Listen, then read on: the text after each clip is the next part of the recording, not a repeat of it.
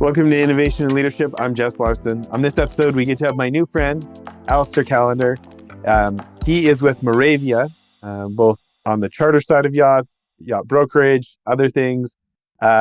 Alastair is a very interesting individual. Besides working with some of the world's wealthiest at one of the most prestigious yacht organizations that's with a long history, he does incredible things in philanthropy, ocean conservation, things with the UN, things with the Commonwealth, but especially close to my heart, helps with combating human trafficking.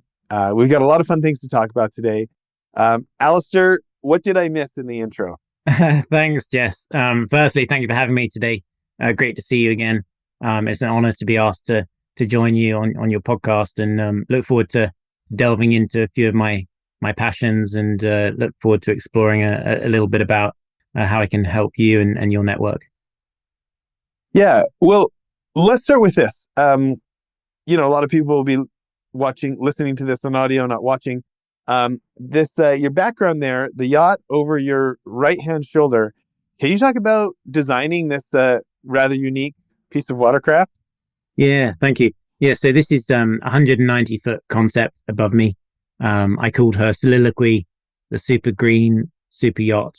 And that was back in 2008, 2009.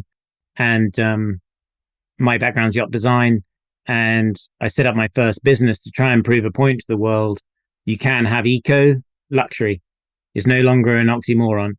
And if it's done correctly in a carefully holistic design approach, it is possible to have zero emission yacht propelled from the sun and the wind, but also be the most luxurious item on the planet, which is every super yacht. So it's a concept, but it certainly captured the attention of various awards and media, and it was a great way to my sort of first foray into my career in the super yacht industry. Yeah, well, we're going to talk about a lot of fancy things and working with some of the largest yachts in the world. You guys headquarters out of Monaco, but I want to talk about what it was like to open up and work in the US. But let's go back and start with tell us about how you grew up and why you think that's become an advantage to what you do. Yeah, thanks, Jess. So, my background is, as you can probably hear, I'm from England. I grew up in the south coast of England, in a very beautiful natural harbour called Chichester Harbour. And that's where, since I was as young as my earliest memories are on a sailing dinghy with my family, learning to sail in a beautiful little fishing village in the south of England. And then because of my passion for sailing and all things nautical, spending every day I could remember on the water, as well as my enjoyment and love of art and design when I was a student, I thought, why didn't I go to university and do a yacht design degree? And so that's how I sort of got into the world of yacht design, and enjoyed a 4-year degree in England. I worked for a yacht builder in the southwest of England during that time. Then I set up my first business, which is a super yacht design studio, and then graduated and promoted some work around the world to do with luxury super yacht and green design. Very cool. And what decided, how did you decide that this was the aspect of the industry you wanted to spend your time in? Yeah, it's interesting. I suppose one always has mentors throughout one's life. And I think I've got lots of people to thank that, helped me work out what I enjoy and what I could do as a career. One of my first mentors was an amazing individual who is probably the greatest yachtsman on the planet, called Sir Peter Blake. Sadly, he lost his life in 2005.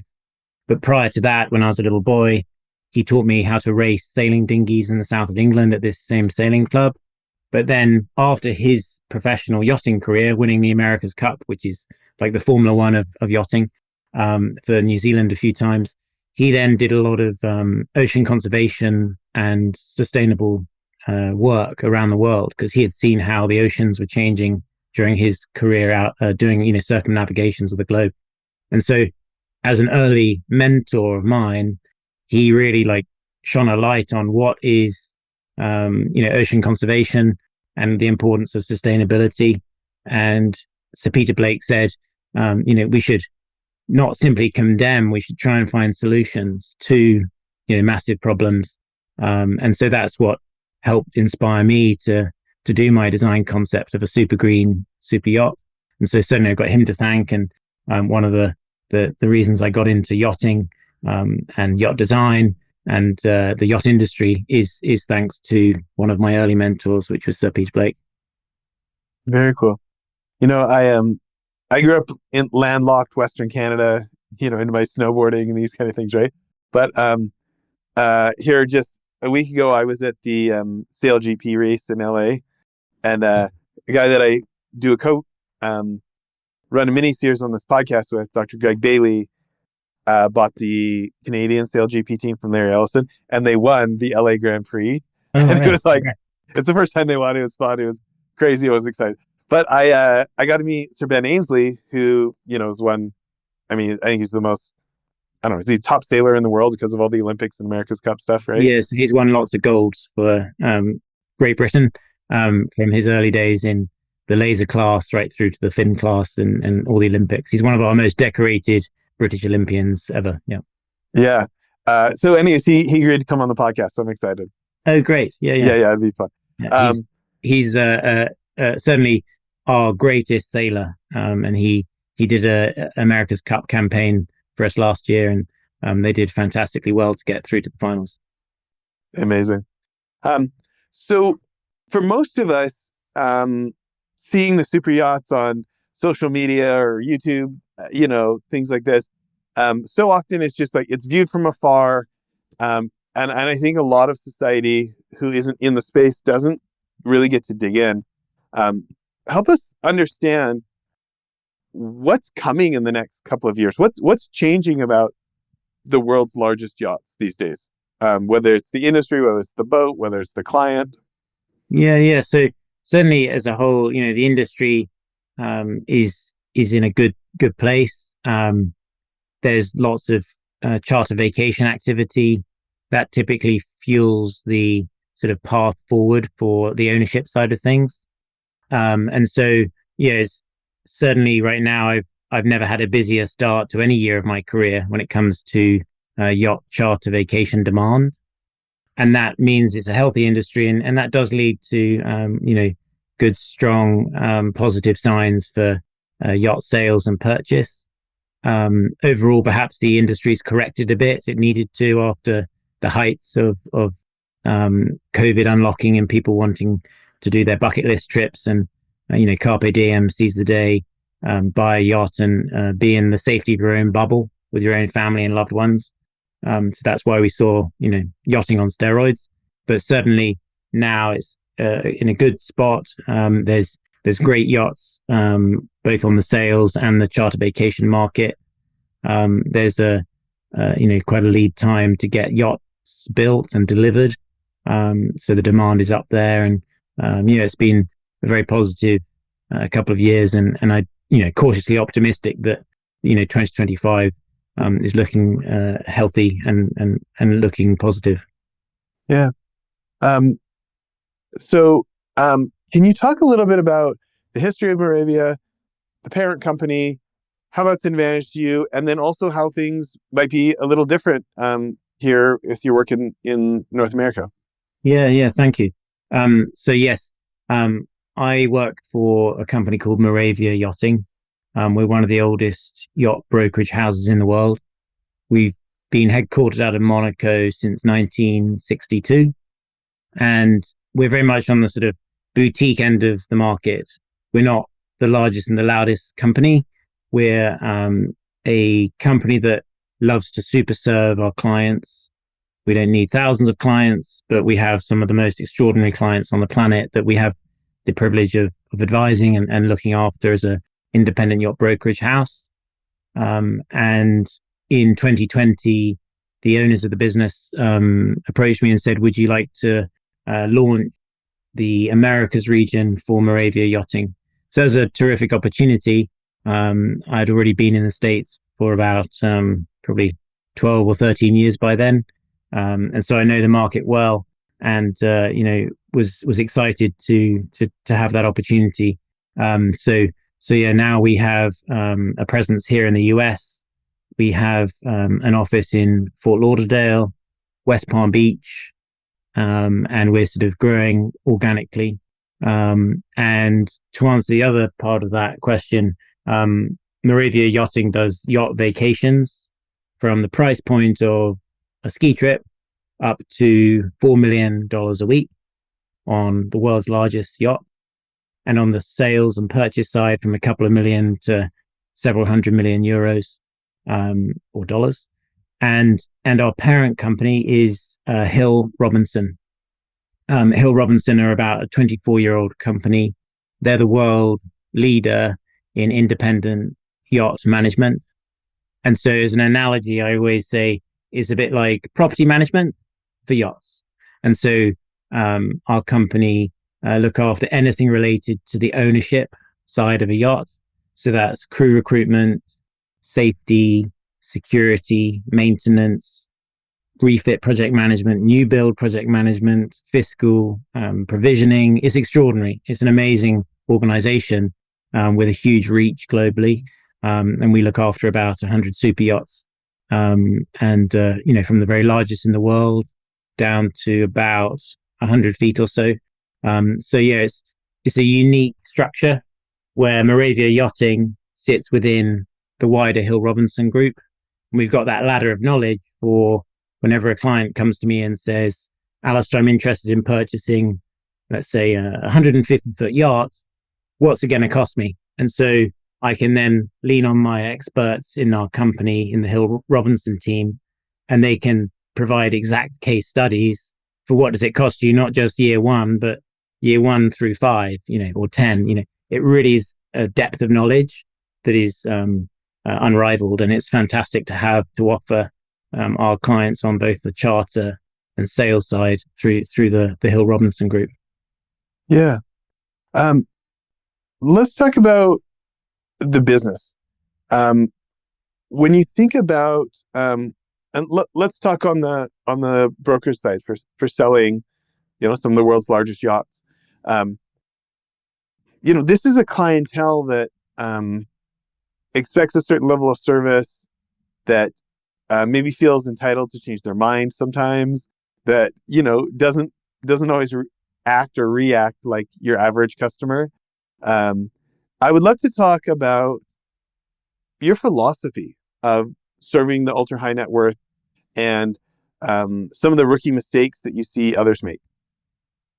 Yeah, it's a really interesting question. I think for me, what it boils down to, my career is 20 years this year in yachting. And what I've seen firsthand is everything boils down to a relationship. I always say I'm in the relationship business. I happen to look after my clients' yachting needs, but actually it's the relationship that everything is, founded on. And so if my clients are coming to me to do a family vacation, a trip in the Bahamas or the Galapagos or Southeast Asia or wherever the trip they want to do, it's not, it's an incredibly important position, because not only am I supporting the principal charterer, but I'm obviously also helping him or her host their family, their friends, their colleagues, their family office, their C-suite executives, their wellness retreats or other platforms why they want to charter the yacht. And so it's a huge responsibility, first and foremost, for me to make sure that relationship is really sound. And I'm honored to say, I've had some clients for 10, 15 years. Now their kids, who I've seen grow up, are becoming my clients. They're going on their honeymoons. They're going on their family holidays. And so it's a real privilege and a wonderful seat to be in when I can build these trusted relationships. And I think what's quite telling is when my clients refer their family, their friends, their colleagues and others to me for questions related to anything in the world of yachts.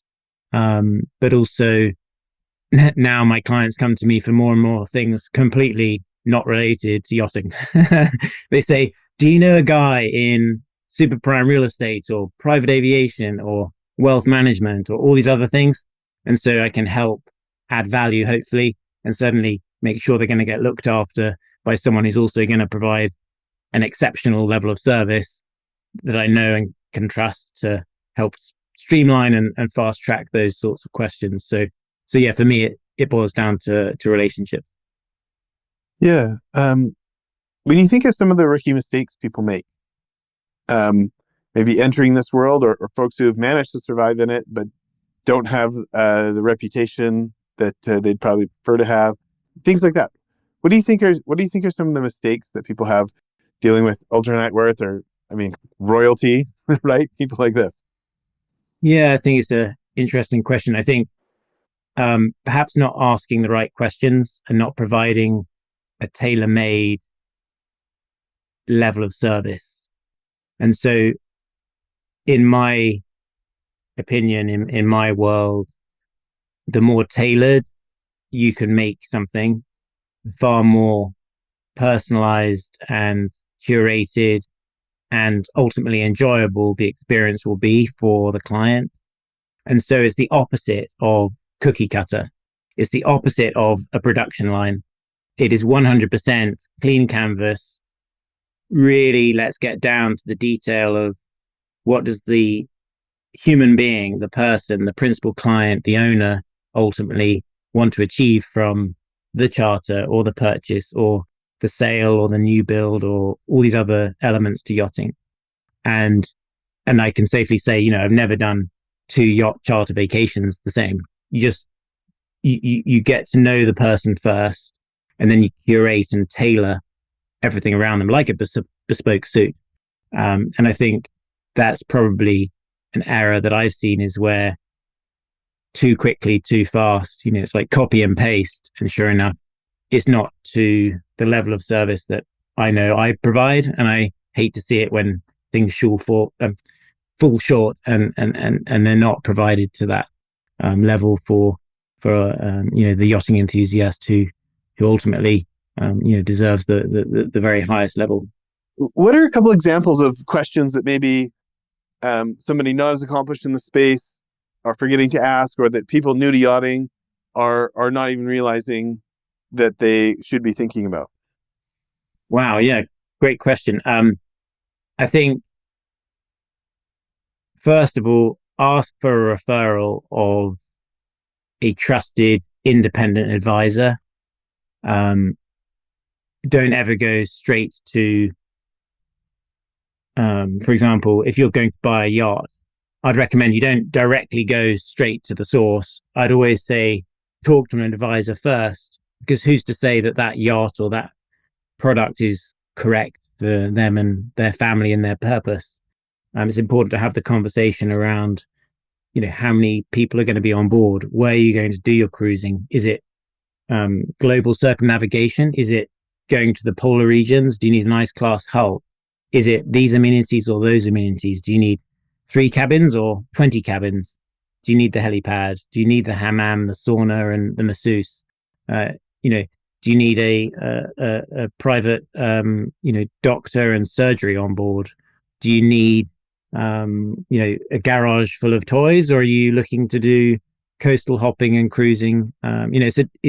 There's a wealth of knowledge out there, but if you don't start with an independent advisor, you don't know what you don't know, and you certainly don't know what to ask. So I think, yeah, that's the main message: is work with a trusted individual who can advise you for your best interests, not anyone else's best interest. Yeah. I want to talk more about this building of trust, because I'm guessing most people listening are not in the yacht business. And I'm also believing that most people listening can take lessons of the way you build such trust with your customers for whatever our businesses are. Talk more about, besides asking great questions and really listening.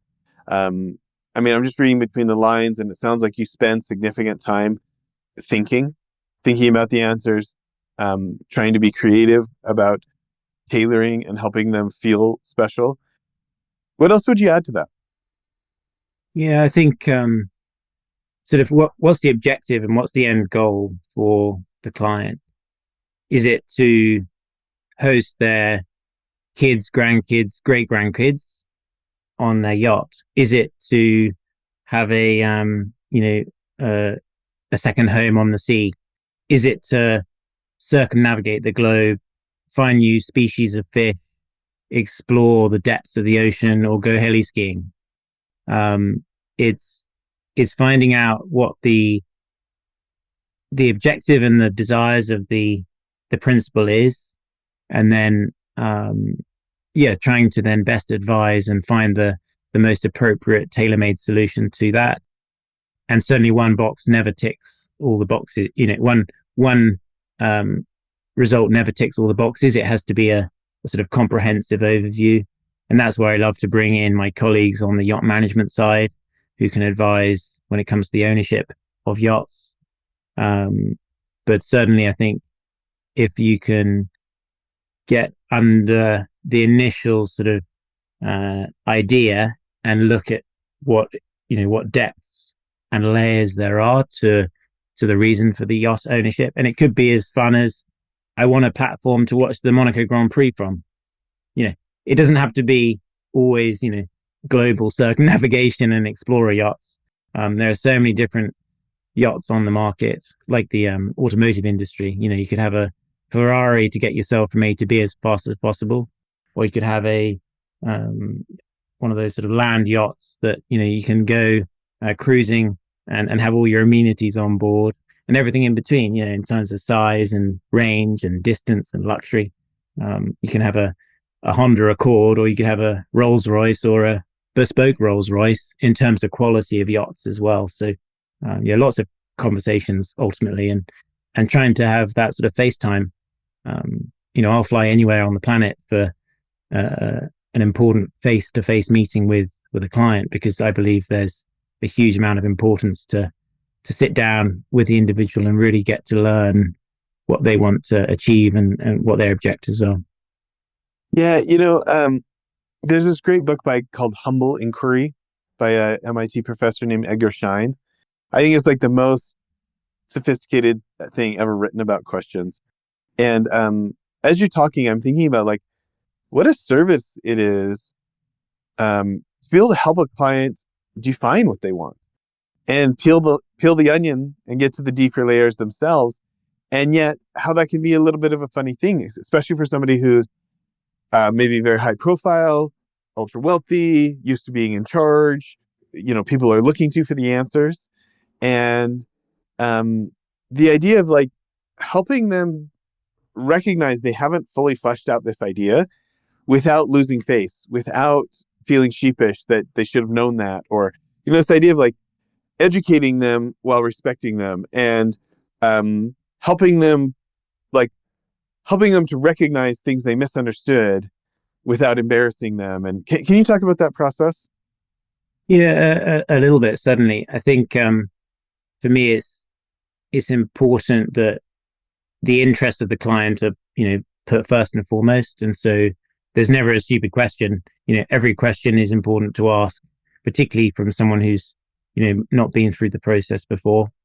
I always like to sit down with the team, whether it's a yacht management expert or someone who's built some of the largest super yachts in the world, who's managed them, who's run them, who's captained them, those who have been to the destinations on the charter side, working with the captains of the said yacht that we're going to charter for a client.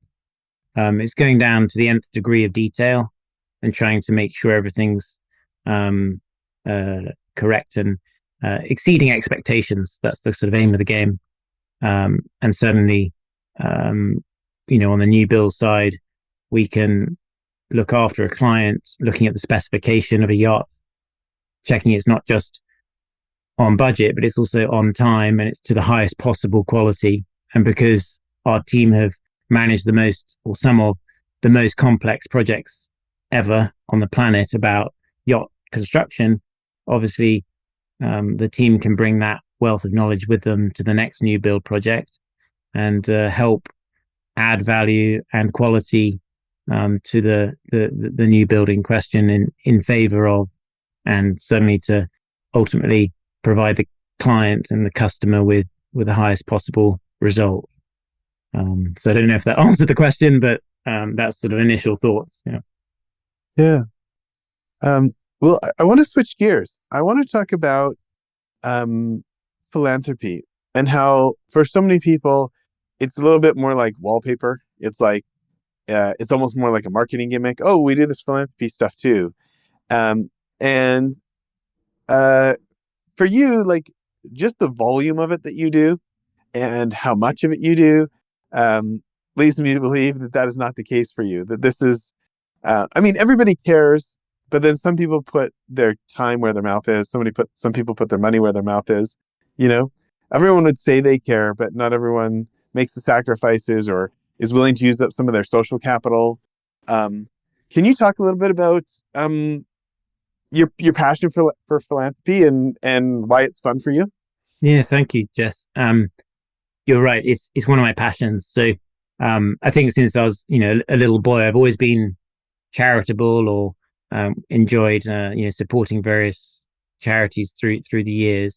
But I don't think I ever kind of gave it a real focus or a real energy until about 5 or 6 years ago.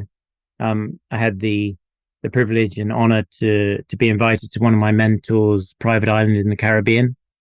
And when I was staying there, they encouraged me to write my own eulogy. It sounds quite morbid and depressing, but in fact, it really sort of helps really hit home. What do you want to achieve by the time you pass away? You're 100 years old. What do you have to do in the next 20 years, 10 years, 6 months, tomorrow, in order to try and achieve that ultimate goal? And so that was sort of very eye-opening and gave me that helicopter vision. I'll encourage anyone I meet to try and do the same process. It doesn't have to be anything related to philanthropy, of course. It's just you personally, what is your eulogy going to read like? And for me, that whole eulogy, then I boiled it down to one word. And for Alastair, it's, Alastair's one word is philanthropy.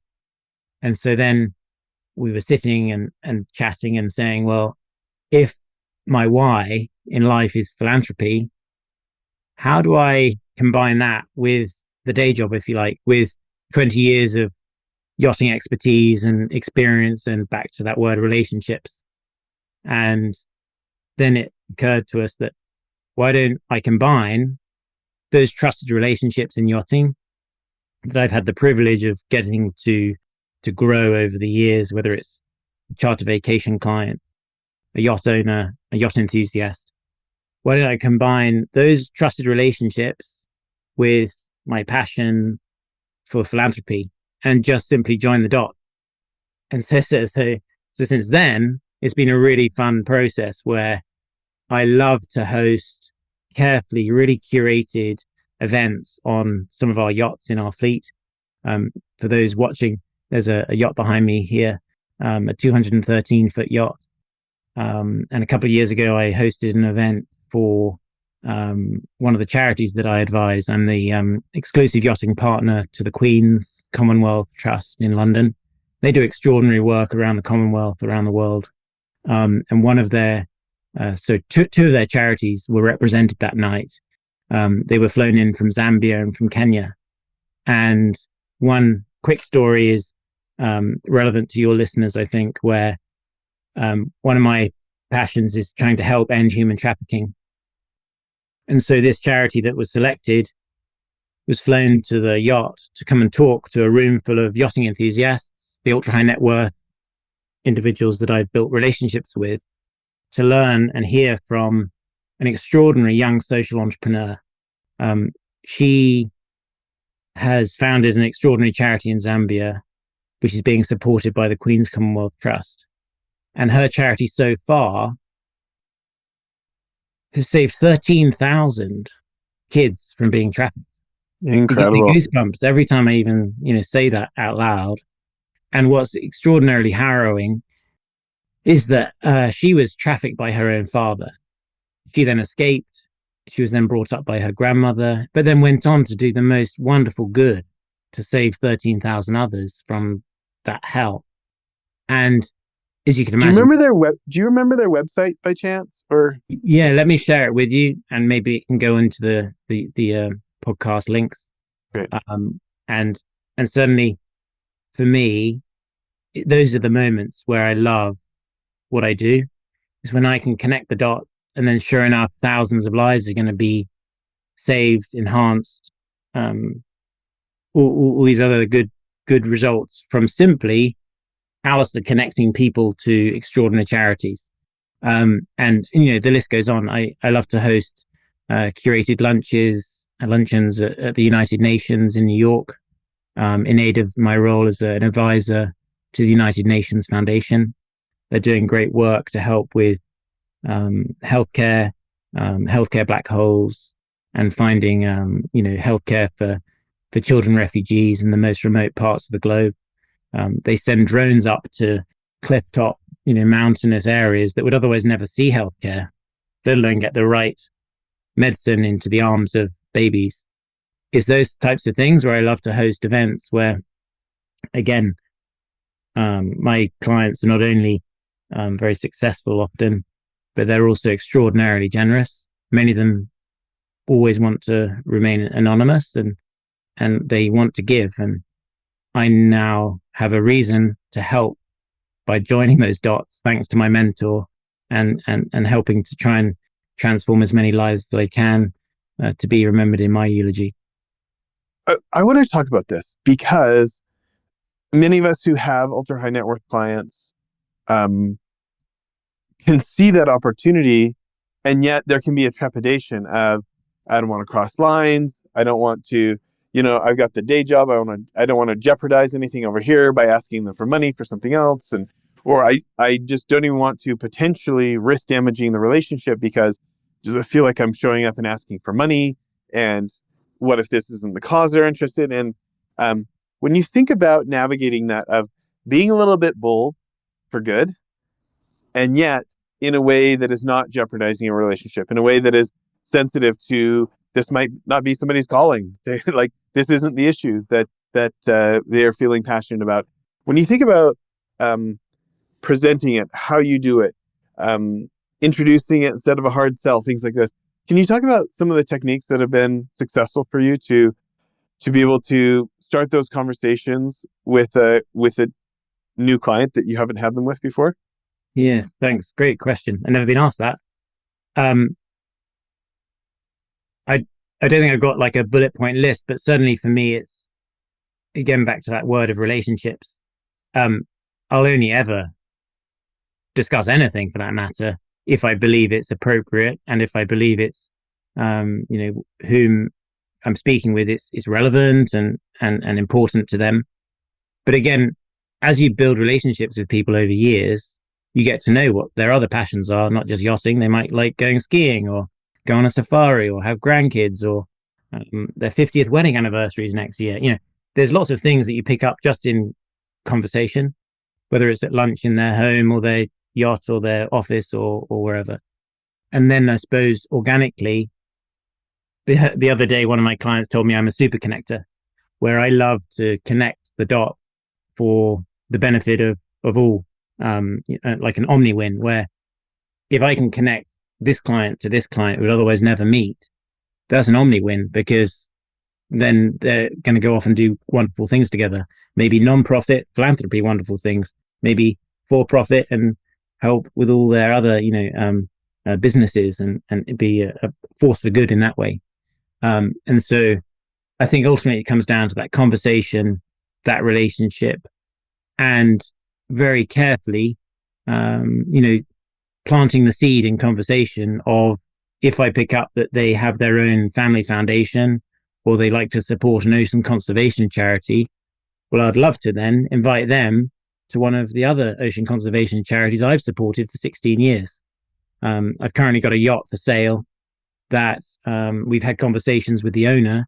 Perhaps rather than selling the yacht, maybe there's a way of donating the yacht to the ocean conservation charity.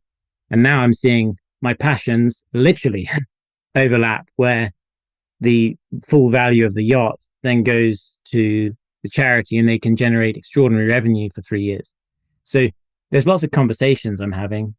And whether it's a cause or a charity that I'm passionate about or not, just the other day I had a meeting completely unrelated to philanthropy, but they made mention that their new building technique is going to help poverty and get kids off the street. So immediately I said, well, let me introduce you to this charity that I've supported, which are currently saving 5 million kids in India off the street, giving them an education for less than $1 per child a year. And it was totally unrelated to, I wasn't talking about philanthropy, but I enjoy when I have the opportunity to make these connections. And again, it's organic. It's not framed or teed up. It's just, that's my personality. I think I just enjoy it. Yeah. I was thinking how I would answer the same question. And there's some similarities. Like, I find that just telling people what I'm doing, instead of saying, hey, do you want to come support Child Rescue Association? I just say, hey, I'm headed to the city to meet with this police department. It sounds like they might let us have our trainers come in and help them. And you start socializing the idea. And then the ones who are interested just ask questions, Yeah. and if I can just manage to let it marinate, and be encouraging and send them resources, watch this documentary, watch this video, or answer their questions, and then just let them think about it. I've been so surprised so we started ours in 2009 and then started the US side in 2010.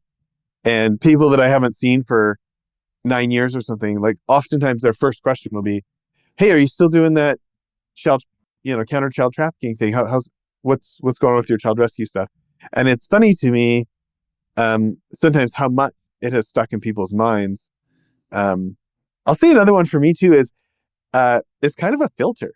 Like, I kind of actually love meeting really successful people who have spent, like, now when they can do whatever they want, they're sacrificing time and money, especially time. The ones who like put in real time and almost like shape their character. I mean, like they're like better friends. Like, they're not always, but like it is kind of a nice filter sometimes of like these people who are sacrificing a lot of time when they could just write a check. I don't know. It's like it helps them be the best version of themselves, which makes them a better friend, which makes them a better client, which makes them other things. I don't know if you found that. Yeah. And I think certainly it's that sort of law of attraction, I think it's called, where you start talking about these conversations and it starts attracting people to you whom also have a similar passion or also want to help with ocean conservation or anti-human trafficking or healthcare or education or children's adoption. And, then you start noticing things more. It's like if you're going to go and buy a car, you start noticing that car on the road far more than you would otherwise because you're considering buying it. It's kind of front of mind. Yeah. The same for me with philanthropy. If I'm chatting to someone and then they mention that they've got an interest in helping their local homelessness charity, well, immediately I can connect them to someone who's done great things with helping to help with homelessness. So I don't know. It's just, I think, comes to me when, people discuss it, they bring it up in conversation, and then I'll just happily and enjoy connecting them with each other. Yeah, totally. Well, if people want to learn more or connect with you, where are the best places on the internet?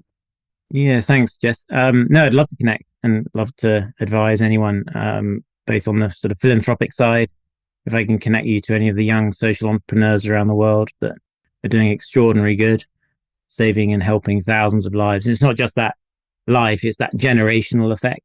It's their kids and grandkids that are also saved from trafficking. Actually, can I jump in on that for 1 second? Yeah. This gets talked about all the time. So many people know my wife's family story. My mother-in-law was trafficked as a 12-year-old in the Santa Monica area in Los Angeles. She was the 4th generation in their family. She broke the cycle, so it didn't happen to my wife.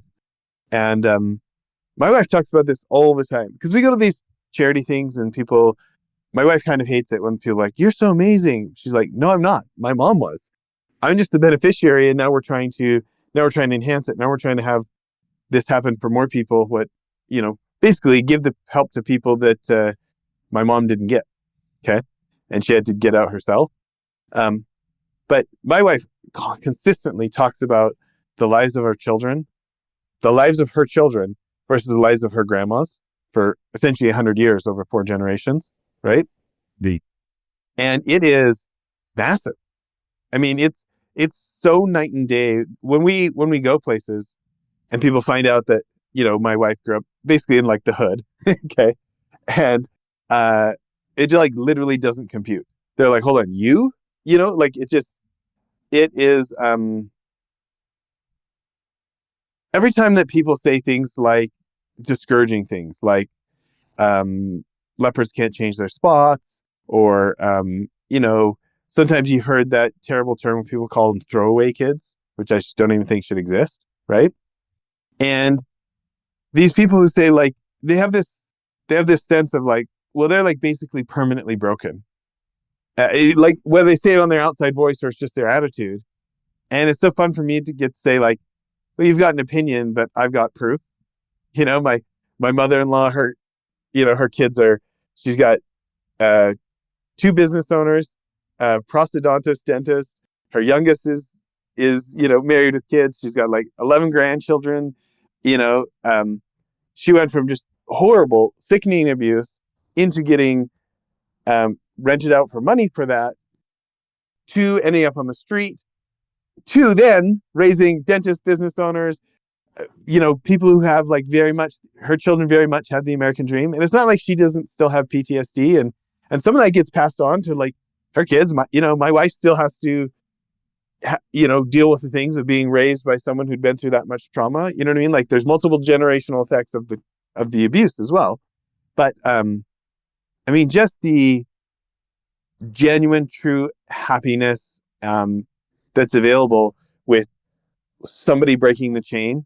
I mean, I get to live it every day in my own house of looking at my own kids versus my wife's grandmother's, So I just wanted to double down and say here to what you just said. Well, extraordinary human being for your mother-in-law to have achieved all that, and testament to her extraordinary character to be able to bring up amazing kids like that. But I think, you sort of hit the nail on the head where if I'm going to help save a child, that one child's family forever also will be saved. It's not that one individual, it's generational ripple effect. And that's what I enjoy doing where I can and helping. And so I think back to your first question is, how can people connect?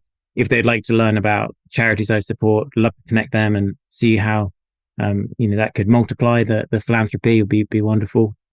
Do reach out. If you've got questions, I'm on LinkedIn, my name, and I also have a sort of business card where you can see my other social media, sort of YouTube and other interviews, and my expertise in yachting, of course. So that's contact the yacht tailor.com. That's great. When you think about somebody who had a really big impact in your life, that you want to be more like when you grow up, we've heard about potentially the greatest yachtsman in the world. Who's someone else? There's lots of mentors. I've been lucky enough to, what's the phrase? I've stood on the shoulders of giants, and there's lots of giants who've helped me get to where I am today.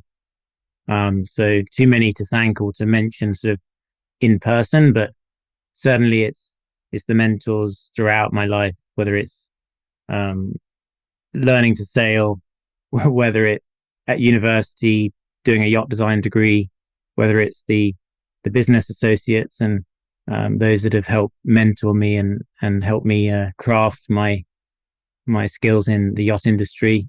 Obviously my family and all those around me. But yeah, I'm just happy to try and make a little bit of an impact and help where I can. And it's a fun world where you can enjoy 2 passions simultaneously and hope to make a bit of an impact. Yeah. Thinking about your 20 years in this space, what's advice you'd go back and give a younger version of yourself to maybe help yourself accomplish more quicker? Great question. I think, yeah, back yourself, and in the process of backing yourself, know yourself that um, it'll be a really exciting career, um, and maybe focus your energy earlier on philanthropy, and then you'll get even more satisfaction. But I've certainly enjoyed what I've achieved in the last sort of 5 or 6 years on the philanthropic side. But yeah, maybe jump in faster to the philanthropic work because it's the most rewarding part of my day. Yeah, I echo that. I'd actually had my charity for 7 years. Um, and I went on one of our own trip down in Central America. We did some stuff helping law enforcement. We did some um, stuff. I actually stayed in an aftercare facility. And there was like this little kid who was the same age as my third daughter and had the same personality. And, her and her mom and some of the other kids and their moms invited me to go to the park with them and these things like this. And it just like seized me in a way that the work hadn't, even though it'd been my own charity for 7 years, that was just like got a hold of me in a way that was like, I don't know, one of the most like fulfilling things I've ever done in my life, you know? And